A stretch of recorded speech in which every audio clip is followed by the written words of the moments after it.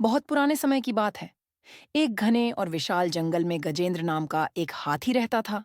वह कद में बहुत ऊंचा और ताकतवर था। उसकी विशाल देह, लंबे सफेद दांत और मोटी सूंड देखकर सब जानवर उसे आदर से देखते थे।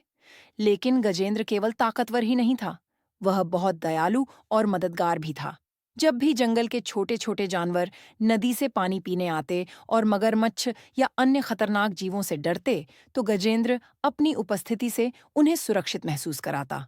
वह अपनी सूंड से पानी भरकर छोटे गड्ढों में डाल देता, ताकि छोटे जानवर बिना डर के पानी पी सकें। इस वजह से जंगल के सभी जीव उसे सम्मान की नजर से देखते थे। एक बार गर्मी के मौसम में बहुत भयंकर सूखा पड़ा। आसमान में महीनों तक बादल नहीं छाए और बारिश की एक बूंद भी नहीं गिरी। धीरे धीरे नदियों का पानी सूखने लगा और तालाब कीचड़ में बदल गए। जो तालाब कभी पूरे जंगल के जीवों को ताजगी देता था, वह अब प्यासे गड्ढे जैसा दिखने लगा। जंगल के छोटे बड़े सभी जानवर बहुत परेशान हो गए। हिरण और खरगोश दूर दूर तक दौड़कर पानी ढूंढते, पर उन्हें केवल सूखी मिट्टी और धूल ही मिलती। बंदर पेड़ों की टहनियों से टपकती नमी खोजते, लेकिन वहां भी पानी नहीं था। यहाँ तक कि जंगल का राजा शेर भी प्यास से कमजोर और बेचैन हो गया।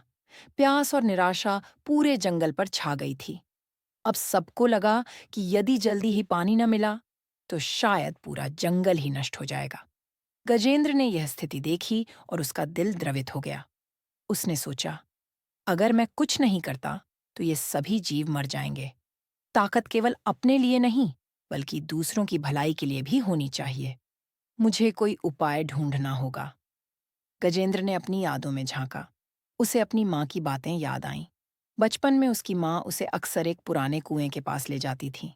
वह कुआं घने पेड़ों से ढका हुआ था, इसलिए बहुत कम जानवर उसके बारे में जानते थे। गजेंद्र ने निश्चय किया कि उसी कुएं तक जाना चाहिए। गजेंद्र भारी कदमों से उस ओर बढ़ा। घने पेड़ों और झाड़ियों को अपनी ताकतवर सूंड से हटाते हुए वह आखिरकार उस पुराने स्थान तक पहुंचा। उसकी आंखें चमक उठीं। सामने एक गहरा कुआं था और उसमें साफ, ठंडा पानी भरा हुआ था। गजेंद्र ने